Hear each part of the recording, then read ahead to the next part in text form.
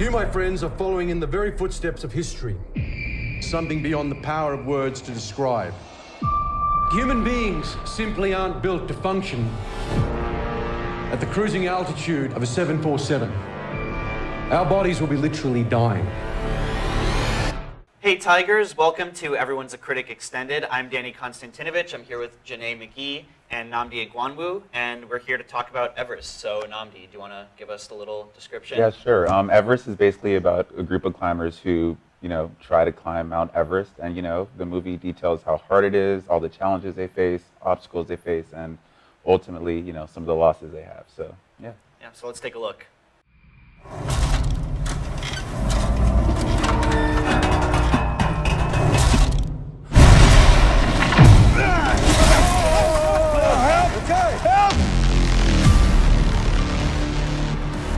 It hurts.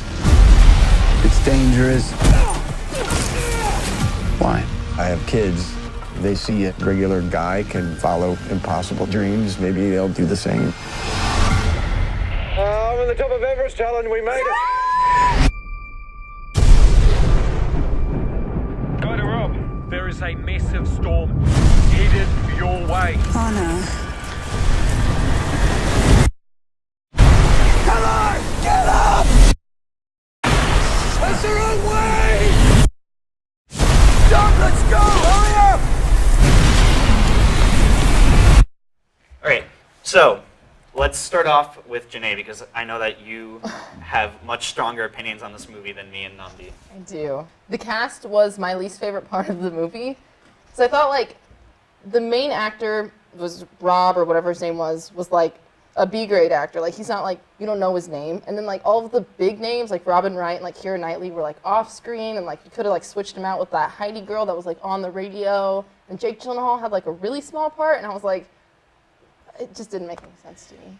Yeah, I feel like the cast was really great. They have a huge cast. They've got Josh Brolin, you have Robin Wright, you have all these really, really great actors, and they're totally wasted by the movie, I feel like, because it's just they try and cram so much in there that these actors have nothing to do.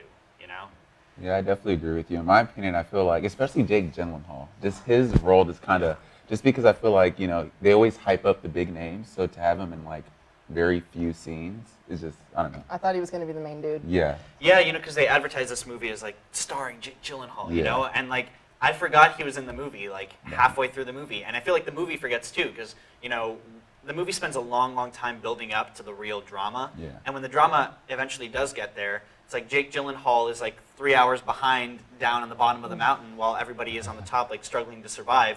And then at the very end of the movie you have this one shot showing his fate, what ended up happening to him. And it's just the script is oh right, yeah, we have this character, we need to follow his death what was happened to him. so casual. I didn't know he died because I wasn't listening 100%. And then all of a sudden I was Madison, what happened? She was he's dead. I was I didn't even know that happened. Yeah, and I feel part of the issue with the cast not having anything to do comes from just the structure of the story, right? So I feel the biggest problem with this movie is that it suffers from its own subject, right? Because you're having a story about climbing Mount Everest, and it's a true story, but the real drama, which happens when they're coming down the mountain, right? Because that's when the big storm hits and when people start dying and these terrible things start happening.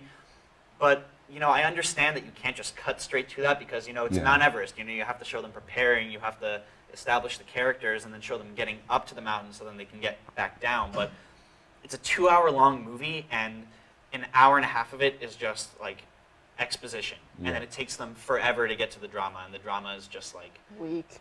Really? I actually thought the drama, those last 30 minutes were my favorite Yeah, of the movie. I definitely prefer the second half to the first half, just because, like you said, I know you have to build up to it, but it was just so boring to me. No, yeah, the exposition I feel was I kept awful. on zoning in and out. I didn't really care about things too much, and you can't have a 2-hour movie then just really put all the effort into the last 30 minutes, if that makes sense. Yeah, to me. I totally agree. Yeah, so. And the thing that really bothered me was that in these kinds of weather disaster movies, there's something you can do better with the characters. Characters are often in these movies limited to one-dimensional stereotypes, oh, he's the journalist and he's the Texan with the attitude and he's the noble leader and all this stuff, and I mean, these people, they're real people. They had to have been more interesting than that. Yeah. You know, it's like they climb the mountain and then people start dying, but like, why do they start dying? It's not because somebody was too prideful and makes a mistake. It's not because somebody was, you know, being a jerk and like leaving the group behind or something like that. It's everyone was being noble and it's just a disaster. You know, there had to be some kind of human error, and I feel like you have to be careful if you're talking about real people, you know, because it's sensitive, but you still, like, I felt like it didn't do justice to these characters and didn't give these actors anything to do. I feel like anytime you have a generic topic, such as like climbing Mount Everest, and then you have something that's a true story, so that prevents you from really doing a lot with the plot, you really have to just rely on the character development, because you can't really do anything else. So I think they should have put way more effort into making sure these characters had like a really, I don't know, they had various aspects you could look at with them, because like you said, it was really almost boring. I didn't really pay attention to half the characters for one. And the few that I did pay attention to, I just feel like they were really underdeveloped. So I thought the dialogue was awful too, especially during the exposition. I was like, these emotionally stunted men are like trying to like talk to each other as they get up the mountain, and I was like, just. Yeah, it just seemed like a lot of the director and, you know, the person writing the script being like, you have to like these characters so that when bad things happen to them, you're sad. And like, it is sad in the end when a lot of these characters start dying, but I never felt like emotionally invested. I felt like I was watching it from afar, you know, because I didn't really care about the character. I'm just like, oh, like, that's horrible that this person is dying on the top of Mount Everest, but like, I wish that I could have been like, you know, like, oh no, this character that I really love, who's such an interesting, like, complicated guy, you know, like, ended up dying on the top of the mountain. yeah, and then I feel like even the deaths themselves just weren't interesting at all. So casual. Yeah, very casual. They just died, and I was like, who? It's like you wouldn't see a character for a good 10 minutes, then you just see someone walk next to a dead body. Oh man. Yeah, they're just in the snow. True. That's very true. See, I feel like that goes back to what I was saying with them taking so long to build up to like the conflict, because I wish that half an hour of the movie where the disaster happens was stretched out into the full second hour, because you have like these little timers in the bottom of the screen that are showing like it's 12 a.m. and then the next cut, and like they cut to somewhere on the bottom of the mountain and it's 3 hours later, and it's like, what happened during those 3 hours while those people are up there? You know, that's tension, that's like conflict that you could show, but they don't show it, and they kind of cram it all in there. And like you said, yeah, you'll have a character who's like, okay, I guess we'll sit here and wait, and then the next time you cut to them, they're frozen to death, and it's like, okay, what happened? And it was kind of like crazy to me. The other thing that really bothered me with this movie was that you have, the setting is Mount Everest, right? You know, and you have this opportunity to have these really big shots when action happens. There's a couple times when they're climbing up the mountain to just sort of like not let the audience get bored, where bad things happen, like someone falls down and crashes into another person, and it's like, oh no, are they going to make it back up? Or like somebody falls off of a ladder and is dangling like above a super deep crevice, which is a shot in the trailer. And those things like could have all been filmed in these super wide shots, and you can see like the height. These like you could have had these like vertigo-inducing like how tall visuals, they right? are up the mountain. And instead, when somebody falls off the mountain and they tumble down, you don't see the big wide angle of like these small people on this massive mountain that makes you feel scared. I was waiting for that shot. Yeah, like you get these up close, shaky cam, crappy shots that I hate. I hate shaky cam so much. Like I'm like, why am I watching this like right here? Why are all the shots on these characters so tight? And why am I not seeing like the mountain? The Mount Everest. Because I feel like something that could have been the big redeeming factor to this movie was the setting. Yeah. And even though like, you know, I didn't really like some parts, I will say I think the setting in general was still pretty nice. I think the effects are really nice, but like you said, I don't think they utilized it at all. Yeah. And in the end, I think it just turned out to like something that was almost, I don't know, I just did not like how they used the setting. Yeah. The cinematography was good though. Like of the mountain, I was like, this is a beautiful mountain that's killing people. It was still pretty. Yeah, you know, like they have some good, you know, those big sweeping shots that you'll expect from a movie that takes place on Mount Everest. But I felt like sometimes they looked incredibly fake. Like obviously they're not actually CGI. out there on like Mount Everest, probably some other mountain filming, but I remember this one particular shot where a character is walking across a ladder, and they do this big, like, spinning, sweeping, like, hero shot, and it just looks really, really bad. Like, it took me out of it, like, and I felt like there were a lot of moments like that where it looked really bad. But we've been talking a lot about what we don't like about the movie, so I'm going to try and shift it a little bit towards that, like, 30-minute stretch where you and me, at least, I don't know about Janae, really liked it. So, so spoilers.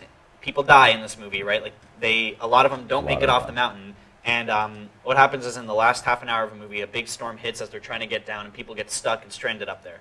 And I felt like that was where the movie really shined. Yeah. It's like there's this huge sense of like dread throughout the whole thing that like I was like on the edge of my seat, right? Not because I cared about the characters a lot, but just because like it created an atmosphere, and I felt like that was lacking from the rest of the movie that tries to be this like family-friendly adventure with a disaster at the end. I feel like when the first storm hit, it was like super dramatic, and I was like, oh my gosh, of course, like the storm hit. But then when the second storm hit, I was like, really, like we can't catch these people, like we can't catch a break. Yeah, I agree, but like you said, the last 30 minutes were definitely when I started to get into the movie, just because I think that's when they really started like making the most of the characters. For instance, when Rob was stuck on the mountain and they called his wife and had like them talk, that was a scene that I thought was really big for me. I liked, it put some emotion. It made me feel like I knew the characters a little bit more. It made me feel like, why is he climbing the mountain if he has a baby on the way? That's all I was thinking that entire Because scene. it's there. Yeah. Like that's what they say in the movie. It's because an it's there. awful reason. The mountain is, has yeah. always been there, and it will continue to be there. You should have a baby, or that's a commitment. Yeah. Climb the mountain. Definitely. But I mean, in those last moments, like I felt like the acting was really good in those 30 minutes, because you hear the actors speaking, like their throats are like freezing up, and you hear like the raspiness, and it's like makes you scared, it's like frightening. And then every time there's a blast of wind, it feels like really powerful because of the way that like they edit the sound or the way the actor moves, and like I loved it. Like I wish that those 30 minutes were the whole movie. Definitely. That really made it for me, and I felt like the first hour and a half leading up to that was like painful. I was dragging myself. I was just kind of like, okay, I get it. This is the character who's like gonna be, who's like, oh, I'm on the other mountain. How are you doing? He's like, I'm doing good. I'm on Mount Everest. You're on the little baby mountain. Okay, I'll see you later when the storm hits, and I'll be important like 20 minutes down the road. It's like all these like, I just felt like the movie was trying to juggle too much. It was doing a lot. It was doing a lot. Too much. So, do you guys have any final thoughts, or do you want to do numbers? I didn't like the soundtrack. I'm a huge soundtrack person. Didn't like it at all. It was very plain, generic. Like, the only part of the soundtrack I liked was when they were like in the, I don't know, Himalayan monk place, and they were like playing the instruments, and I was like, oh, finally the soundtrack's picking up. But then I was like, I don't even know if this is the soundtrack or this is just, setting, because like they're in this temple. It's like so boring, the soundtrack. Yeah, I guess for me, what I'd like, final thoughts about the movie were that it's a movie that could have been really, really good had they really utilized their characters and the setting and just done way more with it. But I feel like because they didn't, it just ended up lacking a lot to me. Yeah. I think my final thoughts, just like, I think the movie was good, and it's afraid to go anywhere beyond good. Like it could have done so much more to bring itself over that line and be like a really great, really dramatic, interesting movie. And then it just stops whenever it's about to cross that threshold, and it was incredibly frustrating. But so numbers, I gave it a 6. I gave it a 3.4. And I gave it a 6 as well. So our final score is a 5.1. Right now it's on 73% on Rotten Tomatoes, so we're a little bit below the curve. Thanks, Janae. There's no oxygen. You go. I'm done. No, I'm not leaving you behind. Come on. It's gonna take all we got. We're all getting down together. Now let's go. If anyone can make it, you can.